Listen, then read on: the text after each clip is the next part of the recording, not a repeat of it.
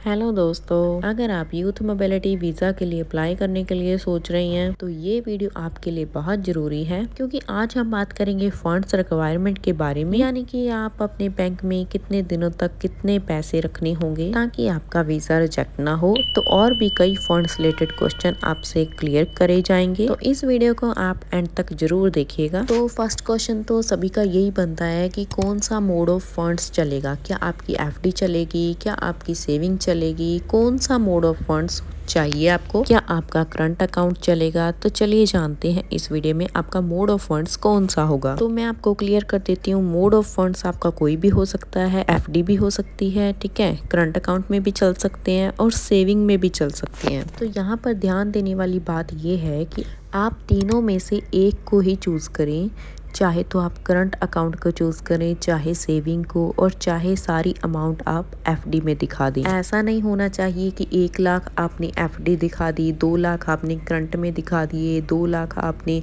Saving में दिखा दिए। ऐसा नहीं होना चाहिए। एक मोड ऑफ फंड्स को ही चूज़ करना है, चाहे आप सेविंग को चूज़ करिए, चाहे FD को चूज़ करिए, चाहे करंट को। और आपके फंड्स होने चाहिए, रेगुलर फंड्स होने चाहिए। देखिए, वीज़ा ऑफिसर्स कंफ्यूज नहीं होने चाहिए आपके फंड्स को लेकर, क्योंकि वो एक ही मोड ऑफ फंड्स को कंसीडर करते हैं, उसी के आधार आपको एक्सेप्टेंस या फिर रिजेक्शन देते हैं। सेकंड क्वेश्चन ये बनता है कि आपके फंड्स कितने ओल्ड चलेंगे या फिर ओल्ड फंड चलेंगे। जी हाँ, आपके ओल्ड फंड्स चलेंगे, क्योंकि कई बार कई लोगों के अकाउंट में, सेविंग अकाउंट में पैसे पड़े होते हैं, ठीक है, करंट अकाउंट में होते हैं, FD चल रही होती है 5-7 साल से। वो वाले फंड्स आपके डेफिनेटली चल सकती हैं, क्योंकि यहाँ पर हमने 28 दिन पुराने ही फंड्स पुराने करके दिखाने हैं वीज़ा ऑफिसर्स को। क्योंकि देखिए, UK के लिए तो यही रूल है, 28 डेज़ ओल्ड फंड चाहिए, चाहे वो फिर आपके 5-7 साल से पड़े हों, चाहे पिछले 2 साल से पड़े हों, आपके ओल्ड फंड चल जाएंगे। और देखिए, नेक्स्ट क्वेश्चन ये बनता है कि हमें कितने फंड्स दिखाने हैं, हमारे बैंक अकाउंट में कितने फंड्स पड़े होने चाहिए। देखिए, जो UK की वेबसाइट पे आपको दिखा रखा है कि 2530 पाउंड आपके बैंक अकाउंट में होने चाहिए, इससे कम नहीं होने चाहिए। आप करेंसी के हिसाब से इसको कन्वर्ट कर सकते हैं कि वे कितने बनते हैं। 3 लाख तो कम से कम आप उसमें दिखाइए। और कई लोगों का क्वेश्चन होता है कि मैक्सिमम हम कितना दिखा सकते हैं अपने अकाउंट में। देखिए, बहुत सारे लोगों के अकाउंट में 15-15, 20-20 लाख पड़े होते हैं कई बार। डेफिनेटली आप वैसे का वैसे फंड्स आप दिखा सकते हैं, क्योंकि मिनिमम आप 3 लाख से कम मत दिखाइए। उससे ज़्यादा तो जितने भी आपके पास आप दिखा सकते हैं, आपके सेविंग में है, करंट में है, FD है, मतलब कि मोड ऑफ फंड्स तो एक ही होना चाहिए। मतलब आपने जैसे सेविंग दिखा रखी है, सेविंग में आपका 15 लाख पड़ा है, तो आप डेफिनेटली आराम से आप अपना वो पैसा शो कर सकते हैं। कई लोगों का क्वेश्चन होता है कि हमारी तो अभी बैलेट में एंट्री हुई है, ठीक है, हमारा तो अभी रिजल्ट नहीं आया है, हमें कोई मेल नहीं आई है, क्या पता हमें आगे चलकर मेल आ जाए, है ना। वैसे तो मेल जिनकी आनी थी आ चुकी है, थोड़ी बहुत लोगों की रह चुकी होगी मेल आनी। क्या अभी से हम अपने फंड्स मेंटेन करना शुरू कर दें? तो आपके पास बहुत टाइम है, आप अपने फंड्स अभी से मेंटेन करने शुरू कर दीजिए।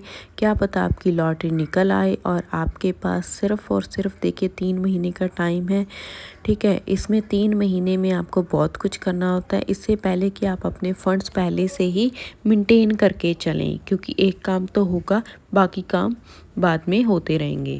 और देखिए, कई बार लोगों का ये क्वेश्चन होता है कि हमें फ़ंड्स कब चाहिए, जब फॉर्म भरेंगे तब चाहिए या फिर वीज़ा की अपॉइंटमेंट लेंगे तब चाहिए। देखिए, आपके पास फ़ंड्स तब अवेलेबल होने चाहिए 28 डेज़ ओल्ड, जब आपने वीज़ा की अपॉइंटमेंट लेनी है, तब आपके पास 28 डेज़ ओल्ड फंड होने चाहिए। बहुत सारे लोगों का ये क्वेश्चन होता है कि कौन कौन से डॉक्यूमेंट्स चाहिए फंड्स के लिए। तो देखिए, यहाँ पे मैं क्लियर कर दूँ आपको, यहाँ पे आपको बैलेंस सर्टिफिकेट चाहिए होगा, ठीक है, बैंक स्टेटमेंट चाहिए होगी। और बैलेंस सर्टिफिकेट से अच्छा है कि बैंक सर्टिफिकेट हो, क्योंकि उस पर लिखा होता है कि इन्होंने ये फंड्स कितने टाइम से मेंटेन कर रखे हैं। आपको क्लियर हो गया होगा कि बैंक स्टेटमेंट, ठीक है, बैंक सर्टिफिकेट या फिर bank balance certificate with stamp. और एक बात का आप ध्यान रखिए कि बैलेंस सर्टिफिकेट या फिर बैंक स्टेटमेंट दोनों में से एक भी कोई भी चीज़ कोई भी डॉक्यूमेंट आपका लेटर हेड पे, बैंक के लेटर हेड पे लिखा हो तो अच्छी बात है, क्योंकि उस पे बैंक को कांटेक्ट करने के लिए ईमेल या फिर कांटेक्ट नंबर दिया होता है, जिससे एम्बेसी वेरीफाई कर सके आपके फ़ंड्स। देखिए नेक्स्ट क्वेश्चन ये बनता है कि आपका स्टेटमेंट ऑफ ड्यूरेशन कितना होगा, कि कितने टाइम की स्टेटमेंट आपको दिखानी है। देखिए आपको यहाँ पर 28 डेज़ ओल्ड फंड चाहिए है ना, तो उसके हिसाब से आप 30 डेज़ की स्टेटमेंट ही निकलवाइए। ऐसा मत कीजिए कि आपसे मांगा तो 38 डेज़ ओल्ड फंड है तो आप 3-3 4-4 महीने ओल्ड फंड दिखा रहे हो।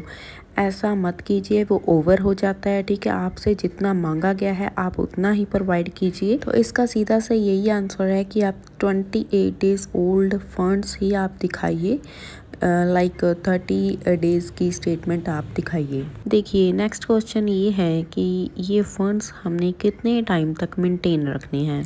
मैं तो आपको यही सजेशन दूंगी कि आपका वीज़ा अप्लाई करने से लेकर, ठीक है, वहाँ यूके पहुँचने तक आप मेंटेन रखिए फ़ंड्स को। इन फ़ंड्स को आप टच भी मत कीजिए, आप इन फ़ंड्स को मत छेड़िएगा जब तक आप यूके पहुंचकर अपना ई वीज़ा नहीं अप्लाई कर लेते। तो ये थे थोड़े से डाउट्स जो यूके फ़ंड्स को लेकर मैंने थोड़े से क्लियर किए हैं। अगर आपका भी कोई क्वेश्चन है तो आप कमेंट बॉक्स में क्वेश्चन मार्क लगाकर आप मुझसे पूछ सकते हैं कि इस क्वेश्चन का क्या आंसर होगा।